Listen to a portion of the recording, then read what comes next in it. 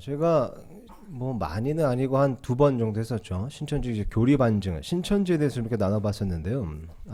뭐 단지 이것이 신천지를 뭐 공격하거나 뭐 그런 의도보다는 물론 이제 그런 효과도 있긴 있습니다. 이 신천지에 빠진 사람들이 하도 많다 보니까 이제 외부에서 뭐 업로드한 동영상을 통해 이렇게 들었을 때 거기서 잘못된 것을 알고 거기서 이제 나오게 되는 어떤 그런 아울리치 효과, 그런 열매들이 있긴 있습니다. 근데 이제 우리 교회의 어떤 뭐랄까요, 그럼 열매나 유익을 좀 생각해 보자면요. 저희가 이 수요 모임 시간 때 첫 번째로 다뤘던 것이 올바른 성경 해석법이었습니다. 그죠? 이 성경 말씀을 올바로 해석할 줄 아는 것은 굉장히 중요한 거잖아요. 그래서 그때 이제 몇 가지 측면이 있고 이렇게 저렇게 살펴봐야 된다라고 좀 나눴었는데요. 이런 것 통해서 이런 교리, 잘못된 교리를 반증함으로써 이 성경 해석법을 실질적으로 이렇게 적용해 볼 수 있고 이걸 활용해 볼 수 있는 어떤 그런 유익이 이제 있는 겁니다. 또한 이제 신천지에서 이 요한계시록 말씀에서 이렇게 잘못된 교리를 만들어내고 또 와전시키기 때문에요. 이 요한계시록에 나오는 그런 말씀에 대한 올바른 이해 또한 우리가 좀 할 수 있을 것 같습니다. 그래서 오늘 한번 그 부분에 대해서 살펴볼 텐데요. 지난 특강 때는 이기는 자, 요한계시록에 나오는 이기는 자에 대해서 좀 나눠봤었습니다. 그래서 신천지가 주장하는 것과 성경적으로 봤을 때 이기는 자는 완전히 다르다. 이걸 좀 살펴봤었습니다. 자, 오늘 볼 말씀은요, 요겁니다. 요한계시록 2장 17절입니다. 자, 제가 읽겠습니다. 귀 있는 자는 성령께서 교회들에 말씀하시는 것을 들을지어다. 이기는 자에게는 내가 감추어둔 만나를 주어 먹게 하고 또 흰 돌을 그에게 줄 터인데 그 돌에는 새 이름이 기록되어 있어 그 돌을 받는 자 외에는 아무도 그 이름을 알지 못하느니라. 자, 이기는 자에 대해서는 지난 특강 때 이제 말씀 드렸기 때문에 제가 시간상 다시 찾아보진 않겠습니다. 어쨌든 이기는 자는 요한일서 말씀이 결정타 구절로서 예수님의 복음을 믿는 자, 예수님의 복음을 믿고 구원받은 자, 즉 그리스도인이 이기는 자다라고 이제 분명히 나와 있었습니다. 자, 요것을요, 이기는 자, 다시 이기는, 근데 이제 이기는 자에게 이 성경 말씀 보니까 이기는 자에게 예수님께서 흰 돌을 주신대요. 흰 돌. 그런데 그 돌에는 새 이름이 기록되어 있는 겁니다. 그죠? 그리고 그 돌을 받은 자 외에는 아무도 그 이름을 알지 못하는 겁니다. 그러니까 이게 또 이제 기성교회 또 많은 분들을 봤을 때 야, 이 흰 돌이 뭔가라고 이제 헷갈려 하면서 또 신천지의 그런 어떤 와전된 왜곡된 잘못된 교리를 듣게 되면 또 혹할 수가 있게 되는 거죠. 이것에 대해서 우리가 바르게 정립할 필요가 있습니다. 자, 신천지에 대한 주장이 뭔지 잠깐만 보겠습니다. 자, 요거는 제가 지난 특강 때도 한번 설명 드렸을 겁니다. 이게 이 사람들의 주장인데요. 이기는 자에 대해 설명할 때요. 제가 이제 흰돌, 성경적인 어떤 의미, 우리가 이제 생각해 볼 수 있는 성경적인 의미를 생각해 보기 전에 일단 신천지 교리를 반증 먼저 하도록 하겠습니다. 보니까 이기는 그 단 한 사람으로 말하고 있습니다. 이렇게 이제 나오잖아요. 실제로 그렇습니다. 요한계시록 2장 17절 아까 말씀 보면요. 이게 단수로 되어 있습니다. 아마 영어로 지금 이기는 자가 him that 뭐라고 되어 있죠? 잠깐만 overcomes라고 되어 있죠. overcomes. 그죠? 예, him that overcomes. 그러니까 이기는 자, 그냥 그가 그라는 겁니다. 그러니까 여기 이제 아까 그 강의 보면 이기는 그라고 되어 있지 않느냐 이렇게 이제 쓰여 있는 겁니다. 근데 마찬가지로 여기 귀 있는 자도 단수로 되어 있고요. 이것 또한 he that has an ear 이렇게 되어 있습니다. 그러니까 여기 귀 있는 자가 한 사람을 지금 얘기하는 게 아니잖아요. 귀 있는 자들을 포괄하는 대표격을 지금 얘기하는 겁니다. 그죠? 마찬가지로 이기는 자라는 것도 이기는 자들이 있는데 그것을 단수형으로 포괄해서 지금 얘기하고자 하는 거죠. 그래서 이 구절 문맥만 보더라도 여기 나오는 이기는 자가 유일한 고유명사 단 한 사람을 얘기하는 것이면 아님을 알 수 있는 겁니다. 이 귀 있는 자가 똑같은 문법으로 쓰였기 때문이죠. 그죠? 이거 다시 한번 짚고 넘어가고 계속해서 한번 보겠습니다. 자, 여러분, 지금 이 신천지 강사의 이 말이 성경 해석법에 있어서 아주 잘못된 말이 아닙니다. 왜냐면요, 저희 기억하실지 모르겠지만 성경 이렇게 해석할 때 어떤 단어가 나오는데 그 단어가 어떤 문자적인 의미 그대로 쓰여 있다기보다 어떤 영적인 의미를 가지고 있다고 판단이 되는 대목이 있잖아요. 그럴 때 그 돌이 그러면 영적으로 어떤 상징하는 의미가 있는가를 이제 봐야 됩니다. 그죠? 그랬을 때 우리가 해야 되는 좋은 방법 중에 하나가 이 신천지 사람들이 하는 것처럼 그 단어의 용례를 확인하는 겁니다. 그러니까 다른 성경에서, 그러니까 다른 뭐 성경 구절이나 다른 책에서 이 돌이잖아요. 돌 지금 요한계시록 12장 7절에 2장 17절에 나오는 게 돌인데 이 돌이 그러면 다른 성경 다른 곳에서는 어떤 의미로 좀 쓰였는가, 영적인 의미가 좀 어떻게 있는가를 용례를 찾아보는 겁니다. 지금 이 사람들이 그걸 하는 거거든요. 그러니까 아까 예를 뭐로 들었죠? 그 율법을 돌판에 기록했지 않냐? 돌은 단단한 것을 의미하는 것. 이거 맞잖아요. 돌은 단단한 것을 의미하는 겁니다. 그래서 어떻게 보면 영원한 것을 또 의미하기 때문에 하나님께서 그 돌판에다가 기록하신 거죠. 그분의 말씀은 없어지지 않으니까요. 그죠?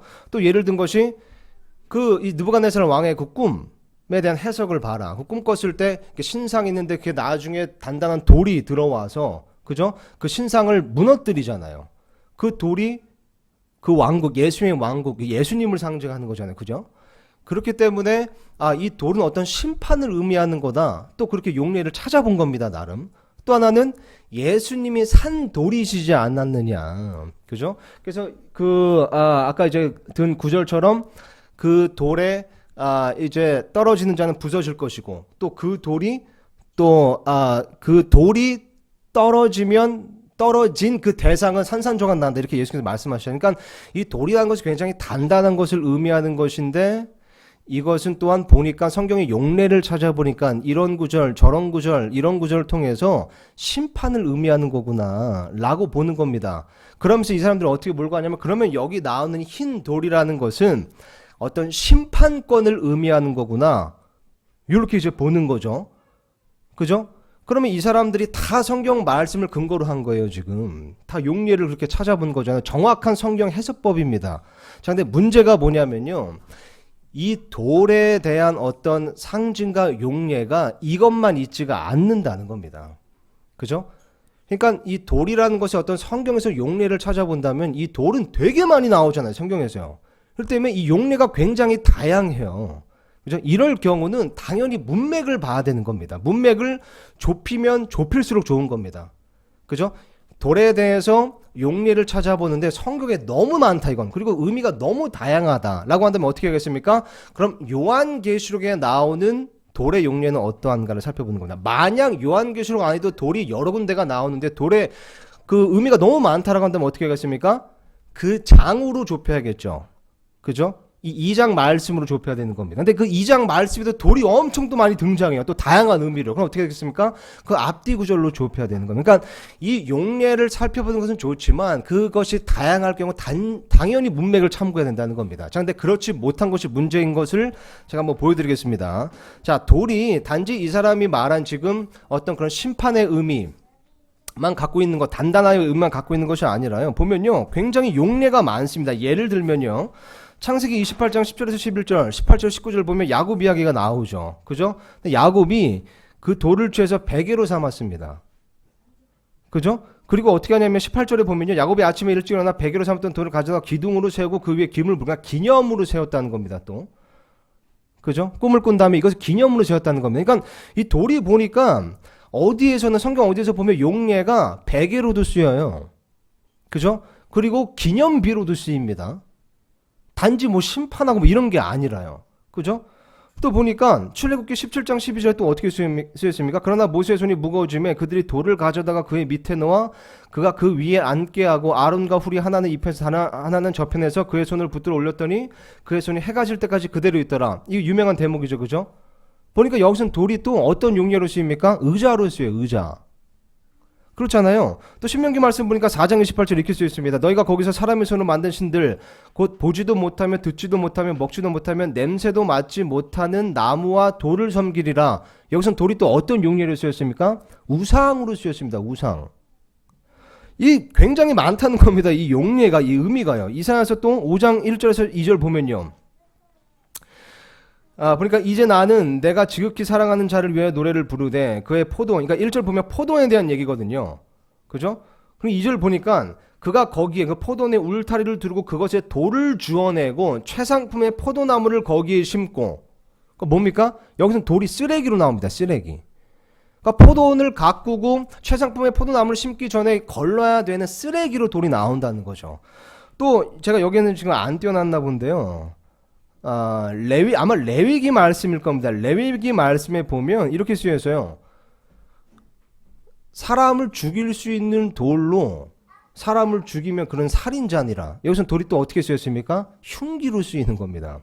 그러니까 이 돌이라는 단어를 보면 이 성경의 용례를 오케이 살펴보는 거 좋다. 자, 그렇지만 용례를 보니까 굉장히 많은 다양한 의미들이 있다는 겁니다. 자, 이랬을 때는 그 수많은 의미들 중에 자기가 원하는 의미만 가지고 그 돌의 어떤 그 의미를 전체화시키거나 혹은 일반화시킬 수가 없다는 거죠. 그죠? 이것은 치명적인 실수인 겁니다. 성경 해석법에 있어서 이것은 우리도 굉장히 주의해야 됩니다. 예, 우리도 이런 실수를 좀 할 때가 있거든요. 근본주의에 있는 사람들이 이런 실수를 할 때가 있습니다. 그러니까 어떤 단어를 가지고 보니까 예수님이 이 단어에 대해서 이렇게 말씀하셨잖아. 그러니까 이거는 이런 영적인 의미를 가지고 있는 거 아니야? 전체적인 용례. 그러니까 서로 크로스 체킹을 해봐야 된다는 거죠. 그죠? 이 오류에 우리가 빠져서는 안 됩니다. 자, 계속해서 한번 보겠습니다.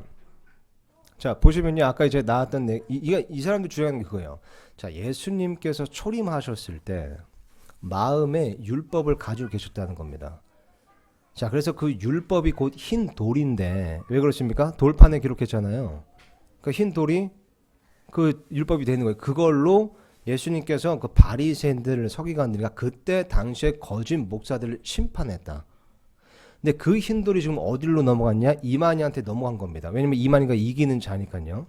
자, 그래서 재림 예수가 된 겁니다. 아까 뭐라고 했습니까? 그 흰돌을 받은 자가 곧 산돌이 되는 겁니다. 그러잖아요. 이 굉장히 신성모독적인 말이고 이것은 명백한 사이비적 발언입니다. 그러니까 자기가 재림 예수라는 거예요. 자기가 구원자 그 메시아라는 겁니다. 그러니까 자기가 산돌이라고 지금 산돌은 예수님께만 쓸 수 있는 호칭입니다. 그죠? 근데 자신이 산돌이 됐다는 겁니다. 이만희가. 왜 그렇습니까? 그 흰돌을 지금 자기가 흰돌이 넘어와서 그 흰돌로 뭘 하고 있느냐 지금 현재의 거짓 목사들을 심판하고 있다는 겁니다. 왜냐면 흰돌이 그런 의미니까. 흰돌은 단단한 것으로 심판하는 거니까. 그러니까 그러면 이기는 자가 이 그리스도인들이면 아까 얘기한 게 그거예요. 승희 현재 흰돌 있어요? 흰돌 있어요? 뭐 있다고 하면 누구 지금 심판하고 있어요? 이러니까 여기 나오는 2장 17절에 나오는 흰돌은 그대들 것이 아니에요. 라고 지금 얘기하는 겁니다. 근데 이만희는 말씀으로 지금 목사들을 심판하고 있지 않느냐, 이 기성교회들을. 그러니까 흰돌이 지금 자기한테, 그러니까 이만희한테 있는 거다. 이렇게 이제 주장하는 겁니다. 그러면서 이제 결론을 이렇게 내요. 한기총 장로교단 교리, 어쨌든 이제 기성교회들이 주장하는 거는 혼인잔치에 들어가는 이제 입장권다. 이건 나중에 다시 한번 제가 첨언 드리겠습니다. 그리고 이제 신천지는 흰돌을 보세요. 심판의 말씀이며 그 심판의 말씀을 받은 사람이라는 겁니다. 자, 여러분 이게 얼마나 비상식적인 논리인지 한번 보세요, 여러분.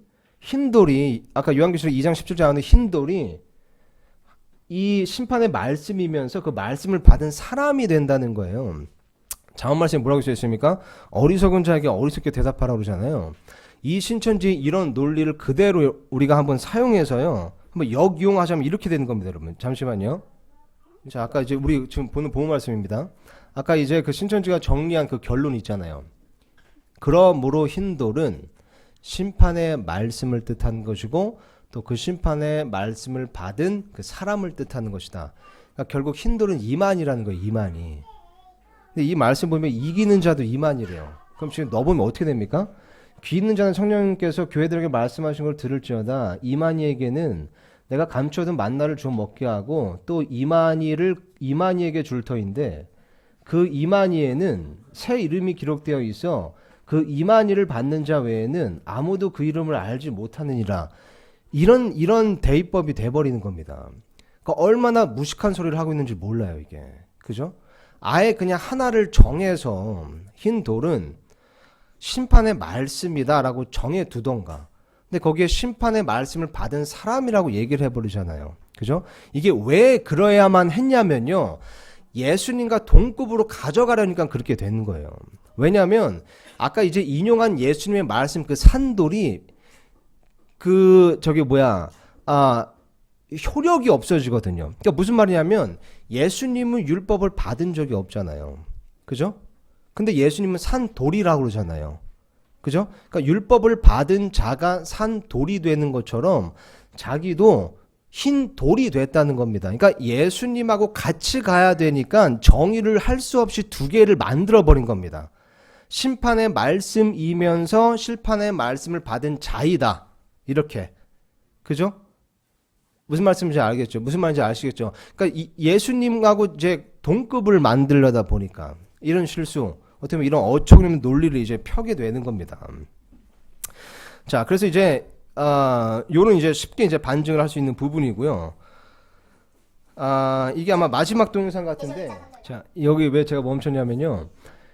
자꾸 이 사람들이 주장하는 게 예수님 자꾸 율법을 받았다 그러잖아요. 그죠? 그러니까 자꾸 그 힌두를 받은 게 돼야 되니까 이렇게 이제 몰고 가는 건데 성경 어디에도 예수님이 율법을 받았다는 기록이 없습니다. 그러니까 예수님의 초림과 율법을 연관시켜주는 이 그러니까 관련 있는 구절들이 있는데, 그러니까 예수님의 초림과 율법이 관련이 있는 구절들이 있습니다. 그죠? 근데 그것은 예수님이 그 율법을 가지고 심판하기 위한 목적이 아니었던 걸 우리는 분명히 알고 있습니다. 그죠? 그래서 그걸 몇 구절 보겠습니다. 오히려 예수님께서 이렇게 말씀하셨죠. 마태복음 5장 17절 보니까 내가 율법이나 대언자들의 글을 폐하러 온 줄로 생각하지 말라. 나는 폐하러 오지 아니하고 성취하러 왔도다. 예수님의 오심, 그 초림과 율법의 관계는 무엇입니까? 그 율법을 가지고 심판하러 오신 게 아니라 그 율법을 성취하러 오셨다는 겁니다. 그죠? 성경 말씀에 보면 이렇게 쓰여 있습니다. 로마서 8장 2절 4절 보니까요. 이는 그리스도 예수님 안에 있는 생명의 성령의 법이 죄와 사망의 법에서 나를 해방시켰기 때문이라. 그죠? 예수님 안에 있는 것은 생명의 성령의 법이지 죄와 사망의 법, 율법이 아니라는 겁니다. 그죠? 3절 보니까 율법이 육신으로 말미암아 연약하여 능히 하지 못하는 것을 하나님께서는 하셨나니 곧 자신의 아들을 죄 많은 육신의 모양으로 보내시고 또 죄로 인하여 육신 안에서 죄를 정죄하셨느니라. 이것은 육신을 따라 걷지 아니하고 성령을 따라 걷는 우리 안에서 율법의 의가 성취되게 하려 하심이라. 그러니까 율법으로 예수님이 누구를 심판했다? 초림 때? 전혀 없습니다. 성경이요. 로마서 10장 4절도 마찬가지입니다. 그리스도께서는 믿는 모든 자에게 의가 되시기 위하여 율법의 끝마침이 되시니라. 율법의 완성자가 아닙니다. 여기서는요. 율법의 끝마침, 그러니까 율법을 끝내셨다는 겁니다. 예수님께서요. 그분의 초림 때. 자, 갈라디아서 3장 13절 보니까요. 그리스도께서 우리를 위해 저주가 되사 율법의 저주에서 우리를 구속하셨으니 기록된 바 나무에 달리는 모든 자는 저주받았느니라 했느니라. 그죠? 이게 예수님의 초림과 율법의 관계입니다. 율법을 가지고 심판을 오신 게 아니라 오히려 율법의 저주에서 우리를 구속하시려고 온 겁니다. 마지막입니다.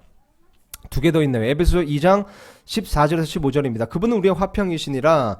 그분께서 둘을 하나로 만드사 우리 사이의 중간 분리벽을 허무시고 원수되게 하는 것, 즉 규례들에 수록된 명령들의 율법을 자기 육체로 없애셨으니.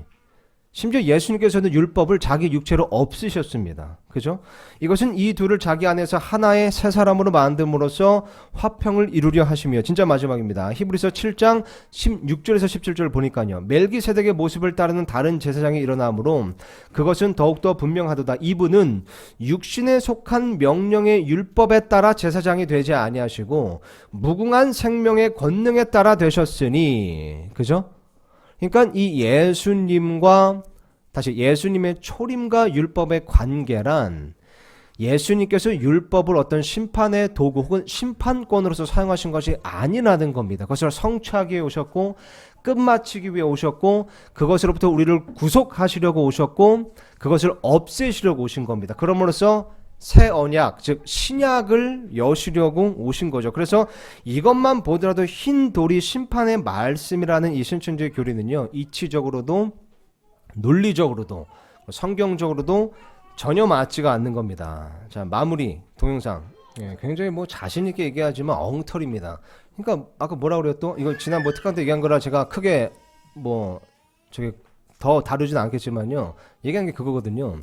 요한계시록의 현장에서 보고 들은 게 없으니까 이 현재 기성교회에서 주장하는 것은 거짓이고 신천지는 이 계시록에 나온 그 현장을 직접 듣고 봤으니까 우리가 참이라는 겁니다.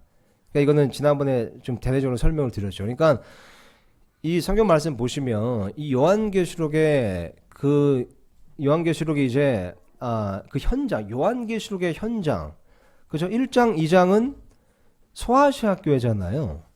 그리고 보고 들은 건 침례 요한이라고 분명히 말씀하고 있고요. 그죠? 그래서 침례 요한이 보고 들은 것, 그 환상계시를 통해 보고 들은 것을 이거 성령님을 통해 기록한 겁니다. 그죠? 그리고 4장 이후부터는 그 현장에 아직 일어나지가 않았어요. 왜냐면 이후에 있을 일이기 때문이죠. 근데 이 신천지 사람들은 요한계시록 전체가 다 지금 신천지 안에서 이루어지고 있다고 보기 때문에 이런 말도 안 되는 이제 소리를 하는 겁니다. 자, 어쨌든 이거는 이렇게 정리하고요. 자, 그렇다면 이 요한계시록 2장 17절에 나오는 이 흰돌은 무엇인가, 새 이름은 무엇인가, 요거 잠깐만 짚고 넘어가겠습니다. 자, 그러니까 여기서 이제 관건은요, 흰돌, 그리고 돌에 기록된 새 이름이잖아요. 자, 근데 이 두 가지를 우리가 알려면 반드시 이기는 자에 대해서 알아야 됩니다. 왜냐하면 이기는 자가 이 두 가지의 주체이기 때문이죠. 그러니까 이기는 자가 누가 됐냐에 따라서 엉터리 교리가 나올 수도 있고 올바른 교리가 나올 수도 있는 겁니다. 자, 근데 이기는 자에 대해서는 더 이상 설명드리지 않겠습니다. 요한일서 말씀에 따라서 예수님의 복음을 믿는 자, 믿고 구원받은 자, 그 그리스도인이 이기는 자라고 성경에 분명히 쓰여 있습니다. 이거를 반박할 수가 없는 거죠. 자, 그러면 이 지금 흰돌과 새 이름이 그리스도인과 이제 연관이 있다는 건데, 그러면 흰돌은 무엇이냐? 자, 이렇게 된다면요, 용례를 봐야 됩니다, 여러분. 그렇죠? 용례를요. 자, 근데 흰돌에 대한 용례는 성경 어디에도 없습니다. 한 군데라도 있다면, 뭐 구약 성경이나 어디에 있다면 좀 참고가 될 텐데, 흰돌 딱 이렇게 한 단어는 여기 요한계시록에서도 2장 17절에만 나옵니다. 그러니까 요한계시록 안에서도 좀 나오면 좋겠는데 이 한 구절에만 나와요, 흰돌은. 그러니까 용례를 통해서 이 의미를 파악할 수 있는 성경 해석법을 우리가 사용할 수가 없는 겁니다. 그죠? 자, 그러면 이제 어떻게 해야 되냐? 이런 상황일 때요. 기억나실지 모르겠지만 이 성경 해석법에 있어서 우리가 고려해야 되는 것이 몇 가지가 있는데 그 중에 하나가 역사적인 측면이었습니다. 그죠? 이것도 참 중요합니다. 성경 해석할 때 뭔가 이해가 안 된다. 이게 무슨 말이 싶을 때 이 역사적인 배경을 고려해 보면 참 도움이 될 때가 있습니다. 예를 들면 이런 구절이 있어요. 사도 바울이 얘기한 거죠. 어쨌든 이게 성령님을 통해서 하나님께서 사도 바울을 통해서 기록하신 하나님의 말씀이잖아요. 근데 하나님께서 뭐라 기록하셨냐면 4장 9절 보니까 내가 생각하건대 하나님께서 사도인 우리를 죽이기로 정하신 자같이 마지막에 두셨나니 우리가 세상과 천사들과 사람들에게 구경거리가 되었느라. 딱 보면 이게 뭐지? 사도인 우리를 마지막에 두셨다? 이 마지막은 그러면 도대체 어느 마지막이야? 이게 난해한 겁니다. 그죠? 보면 또 우리가 세상과 천사들과 사람들의 구경거리가 되게 하셨다. 사도들이 구경거리가 됐다고? 이런 게 굉장히 낯선 겁니다. 낯서니까 이런저런 이상한 해석이 나오는 겁니다. 그죠? 뭐 이 마지막이 뭐 마지막 때를 얘기하는 건데 그래서 뭐 사도가 예를 들면 죽질 않았고 뭐 이런 엉터리가 나오는 거죠. 근데 이게 역사적인 배경을 알면 너무나 쉽게 해결이 되는 거잖아요. 뭐 이거는 너무 유명한 구절 잘 아시겠지만 이때 당시 이게 이제 그 사도 바울이 콜로세움을 떠올린 겁니다. 그잖아요. 콜로세움에서 그 원형 경기장에서 순교자들 이런 식으로 처형을 했습니다. 그렇잖아요. 그래서 이런 뭐 검투사 간에 뭐 그런 싸움도 있고 하다가 이런 그리스도인들을 마지막에 두어서 사자를 풀어서 먹히게 한 겁니다. 그죠? 그래서 거기 주위에 원형 경기장을 둘러싸겠던 관중들에게 그 순교자들이, 그리스도인 순교자들이 구경거리가 됐었죠. 마찬가지로 하나님께서 이 사도들을 그렇게 순교자로 정해두셨다는 겁니다. 그죠? 그래서 마지막에 두셨다는 것은 그런 순교자로 우리를 두신 거다. 구경거리가 되신 것은 우리의 그런 순교를 지켜보는 자들이 많다는 겁니다. 그래서 여기 보니까 세상뿐만 아니라 천사들도 지켜보고 사람들도 지켜보는 우리가 그런 순교자가 되었다. 우리가 그런 운명이다라고 지금 지금 얘기하는 거거든요. 사도 바울이. 그죠? 그러니까 역사적인 배경을 아니까 이 구절은 너무 잘 이해가 되는 거예요. 그걸 모르면 난해한 거죠. 그죠? 마찬가지로 이 요한계시록 2장 17절도 보면요. 이 역사적인 배경을 보면 너무나 그냥 쉽게 이해할 수 있는 겁니다. 자, 여기 흰 돌 지금 나오는데 고대 올림픽에서요. 이 이기는 자에게 말 그대로 이긴 자, 그러니까 이기는 자에게 돌에 그 이름을 새겨서 줬습니다. 올림픽 뭐 경기 있잖아요. 이기면 돌에 이름을 새겨서 줬다는 겁니다. 그죠? 그러니까 이기는 자에게 돌을 주는 것은 이때 당시 이 말씀을 읽는 자들에게는 이상한 게 아니고 의아한 게 아니었다는 거죠. 그죠? 게다가 이것은 고대 이제 법정과도 좀 관련이 있는데요. 이 고대 법정의 그 배경을 보면요. 흰 돌과 검은 돌이 있는데 판사가 흰 돌을 주면 그 사람을 무죄로 선고하는 거였습니다. 더 나아가서 이제 판사가 이제 뭐 예를 들어서 배심원들이나 어떤 판사들이 좀 많다라고 했을 때 그 판사들 혹은 배심원들이 그 판결하는 사람들이요 흰 돌하고 검은 돌을 가지고 있어요. 그러면 그 단지를 이렇게 돌리는 겁니다. 그러면 그 사람이 판단한 판결을 갖다 넣는 겁니다. 예를 들어서 이 사람 무죄다 싶으면 배심원들이 흰 돌 놓고 흰 돌 놓고 흰 돌 놓고 그 단지 안에 흰 돌이 쌓여 있잖아. 그럼 이 사람은 무죄. 그죠? 그러니까 흰 돌을 누군가에게 준다는 것은 무죄를 선언하는 것과도 같았습니다. 고대 법정에서는요. 자, 그렇게 보자면 이기는 자가 그리스도인이다. 그죠? 라는 것을 전제로 할 때 너무나 잘 설명이 되는 겁니다. 이기는 자에게 하나님께서 무죄를 선고하신 겁니다. 그죠? 의롭다 여기신 거죠. 게다가 그 그리스도인은 예수님의 복음을 믿는 자로서 요한일서 말씀에 따라 이기는 자인 겁니다. 이기는 자에게는 돌을 주는 것이 또 그때 당시에 역사적으로 볼 때 자연스러운 이해하기 자연스러운 것이었고요. 그죠? 게다가 이제 여기 나오는 흰색, 자 흰색에 대해서 좀 이렇게 보면 다시 한번 좀 성경적으로 짚어보면요, 이 흰색은 성경에서 대체적으로 대부분 의로움, 거룩함 혹은 영광을 뜻합니다. 근데 이것도 마찬가지로 성경에서 모든 흰색이 다 그런 긍정적인 의미를 가지고 있는 건 아닙니다. 그러니까 예를 들면 예수님께서 바리새인, 위선자, 서기관들에게 뭐라고 말씀하셨죠? 너희는 회칠한 돌무덤이라.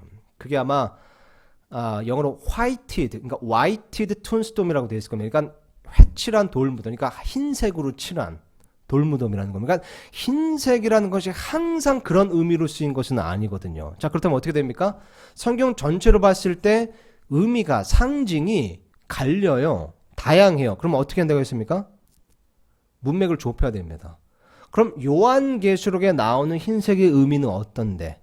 이렇게 보는 겁니다. 더 나아가서 그러면 이기는 자에 대해서 요한계시록에 7구절이 있잖아요. 혹시 그 7구절 안에 흰색이 등장하는 게 있나? 이렇게 좁혀가는 겁니다.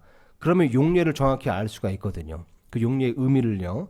자, 그래서 이제 보니까 마침 또 그 이기는 자에 대한 그 구절 중에, 그죠? 7구절 중에 한 구절에 이렇게 쓰여 있습니다. 요한계시록 3장 5절이네요. 이기는 자 곧 그는 흰옷을 입을 것이요.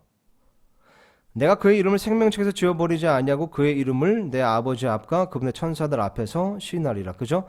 이기는 자는 흰옷을 입을 거래요.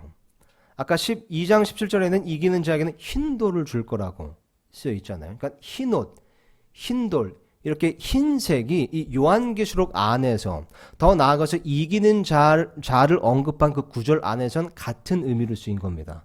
의로움을 상징하는, 거룩함을 상징하는. 게다가 이 결정타는요, 요한계시록 19장 8절 보니까 이렇게 쓰여 있습니다. 또 그녀가 깨끗하고 희고 고운 아마포 옷을 차려입도록 허락하셨는데 그 고운 아마포는 성도들의 의인이라 하더라. 그러니까 이 흰옷이라는 것, 이 성도들이 입은 흰옷이라는 것은 보니까 그들의 의를 상징하는 거다.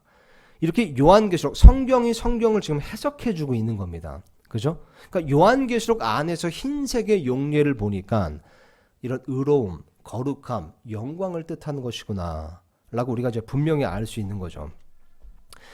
그래서 이제 흰돌의 그 흰색은 우리가 어떤 의로움이라고 이제 볼 수가 있는 거고요. 그럼 이제 돌이라는 것은 또 이렇게 추측해 볼 수가 있는 겁니다. 이 돌은 이제 단단한 것을 또 이제 의미하고 또 영원한 것을 의미하잖아요. 그래서 하나님께서 이 의로운 자에게 이 자, 어디 갔다 왔어요? 예. 자, 자리에 앉아주세요. 예. 예, 우리 저기. 예, 제가 무슨 말인지 기억이 안 나네요. 무슨 말 하다가 이렇게 됐죠? 예, 그래서 이제 이것이 어떻게 보면 그 구원의 영원한 보장을 또 의미하는 것이다. 네, 이렇게 이제 이거는 추측할 수가 있는 겁니다. 그죠?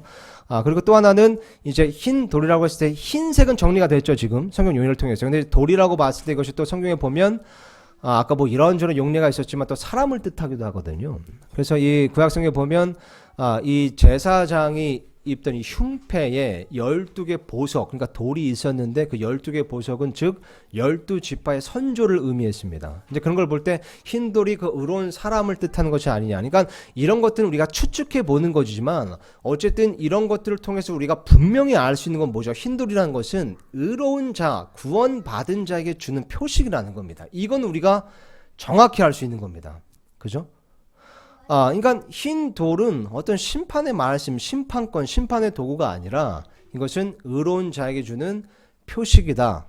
이것만은 우리가 이제 분명히 알 수 있는 겁니다. 자, 그러면요. 이제 또 보니까 이제 새 이름에 대해서 좀 남았습니다. 이제 흰 돌은 의로운 자에게 주는 표식, 이렇게 이제 정리가 돼서 요한일서에 나오는 이기는 자가 그리스도인이구나. 요것과 아주 그냥 일맥상통하는, 그러니까 정확히 크로스 체킹이 되는 걸 다시 한번 확인해 볼 수가 있는 거고요. 자, 그러면 흰돌에 이제 새겨 주시는 이 새 이름은 무엇이냐? 여기는 이제 근본주의 신학에도 두 가지 의견이 있습니다. 신천지에서는 이 새 이름에 대해서는 별로 언급이 없어요. 뭐 이만희가 뭐 새 이름이 있다, 뭐 이런 것도 별로 없습니다. 뭐 이만희가 뭐 그 호적 이름이 바뀐 적도 없기 때문에 아마 뭐 주장하지 못할 겁니다. 있었다면 아마 주장할 텐데요. 근데 어쨌든 보니까 흰돌에 새 이름이 기록되어 있는데 이 두 가지 의견이 있다는 거죠. 하나는 이것이 우리의 새 이름이다. 그러니까 그리스도인의. 그러니까 성경에 보면 그런 용례가 좀 나옵니다. 그죠? 예를 들면 아브람에게 하나님께서 아브라함이라는 새 이름을 주셨잖아요. 또 야곱에게 이스라엘이라는 새 이름을 주셨습니다. 또 사울에게 바울이라는 이름을 주셨죠. 그죠? 그러니까 하나님께서 이렇게 어떤 그리스도인에게 새 이름을 주신 적이 있다는 겁니다. 그래서 이제 그런 용례를 볼 때 여기 있는 새 이름은 우리의 새 이름이 아니겠느냐. 그러니까 내가 이 이래로서 이제 천국에 가지만 예수님께서 나에게 나의 새 이름을 주시는 겁니다. 그죠? 뭐 이렇게 이제 볼 수도 있습니다. 다른 의견은요. 여기서 말하는 새 이름은 하나님의 새 이름이다. 그러니까 예수님의 새 이름이다라고 이제 보는 견해입니다. 저는 요게 조금 더 일리가 있다고 개인적으로 생각하는데요. 왜 그러냐면 이제 요한계시록 안에 있는 문맥 때문입니다. 그러니까 어쨌든 다시 하나님께서 그런 인물들에게 새 이름을 주신 것도 성경 전체적인 문맥이지만 좁혀보자면, 그죠? 좁혀보자면 요한계시록 안에서 또 찾을 수 있잖아요. 근데 요한계시록 안에서 이름을 언급할 때 그것은 대체로 하나님의 이름과 연관이 있습니다.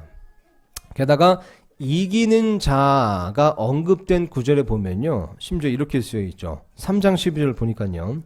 이기는 자는 내가 내 하나님의 성전에서 기둥이 되게 하리니 그가 다시는 나가지 아니하리라. 또 내가 내 하나님의 이름과 내 하나님의 도시 곧 하늘에서 내 하나님으로부터 내려오는 새 예루살렘의 이름을 그 위에 기록하고 나의 새 이름을 그 위에 기록하리라. 이렇게 쓰여 있습니다. 그죠? 그러니까 이것도 마찬가지로 이기는 자에 대한 대목인데, 그렇다면 아까 2장 17절에 나오는 이 새 이름도 여기 나오는 나의 새 이름, 그러니까 예수님의 새 이름이 아니겠느냐, 이렇게 보는 거죠.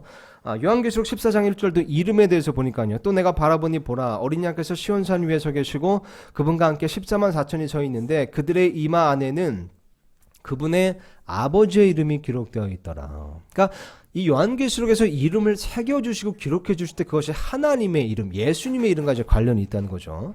마지막으로 요한계시록 22장 3절에서 4절입니다. 보니까요. 다시는 저주가 없으며 오직 하나님과 어린 양의 왕자가 그것 안에 있으리니 그분의 종들이 그분을 섬기며 그분의 얼굴을 볼 것이요 그분의 이름이 그들의 이마 안에 있으리라. 이렇게 쓰여 있는 겁니다.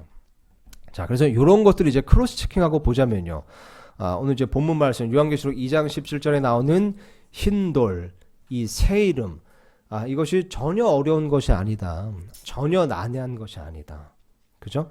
그래서 정리하자면 어쨌든 역사적인 배경을 봐도 그렇고 흰색을 의미하는 것을 봐도 그렇고 또 요한계시록 안에서 특히 그 중에 이기는 자에 대한 언급이 있는 그런 7구절들을 봐도 그렇고 흰색은 의로움을 뜻하는 것, 거룩함, 영광을 뜻하는 것이구나 라고 우리가 분명히 알 수 있는 거죠. 그렇죠? 그리고 흰돌이 말씀드렸듯이 역사적으로 볼 때 그것이 무죄를 선언하는 것이고 실제로 올림픽 경기에서 이기는 자에게 주는 것이다. 이렇게 볼 때 이기는 자가 요한일서 말씀처럼 그리스도인이기 때문에 그리스도인에게 무죄 선고로서 흰돌을 주는 것. 그렇죠? 거룩함의 어떤 의로움의 거룩함의 그런 상징을 가지고 있는 흰색 돌을 주는 것. 그죠? 마치 아까 읽었던 그 요한계시록 말씀에 나오는 이기는 자에게 흰옷을 입혀주는 것처럼 그런 흰옷, 흰돌, 어떤 그런 의로운 자에게 주시는 표식이구나. 이것에 대해서는 정확히 우리가 알 수 있는 겁니다. 그죠? 성경적으로 봐도 그렇고 논리적으로도 봐도 그렇고 상식적으로 봐도 이것은 의로운 자의 표식이구나. 이 흰돌이라는 것은. 그리고 그 흰돌에 새 이름이 기록되어 있는데 여기는 이제 소유격이 나와 있지는 않지만 다른 구절에 이기는 자에 대한 구절을 보니까 그 새 이름이 나의 새 이름, 곧 예수님의 새 이름이더라. 그랬을 때 이 흰돌에는 새 이름이 예수님의 새 이름으로 새겨서 주시지 않겠느냐. 우리가 이렇게 좀 합리적인 추측을 해볼 수가 있는 거죠. 그래서 이제 이걸 통해서 단지 우리가 흰돌은 무엇인가, 새 이름은 무엇인가를 살펴보는 것에 그친 것이 아니라요. 이것을 통해서 이 성경 해석법이 참 중요하다는 겁니다. 그래서 오늘 마지막으로 좀 정리를 해보자면요. 이 성경을 해석함에 있어서 좀 난해한 어떤 용어가 있는데 이게 일반적인 의미로 쓰인 것 같지는 않고 어떤 영적인 상징이 있는 것 같다. 그런 구절들이 있잖아요. 그런 용어들이 있잖아요. 그렇다면 용례를 이제 살펴봐야 되는데 성경 전체적으로 봤을 때 용례가 너무 다양하다. 의미가 너무 다양하다 한다면 그 문맥을 좁혀야 됩니다. 그러면 그 책에 나오는 돌은 어떤 의미인가? 혹은 그 장에 나오는 돌은 어떤 의미인가? 이런 식으로 이제 좁혀가 안 된다는 거죠. 흰색 딱 나오면 성경 전체로 봤을 때 몇 가지 또 다른 용례가 있기 때문에 좁혀서 용례를 알아보는 것.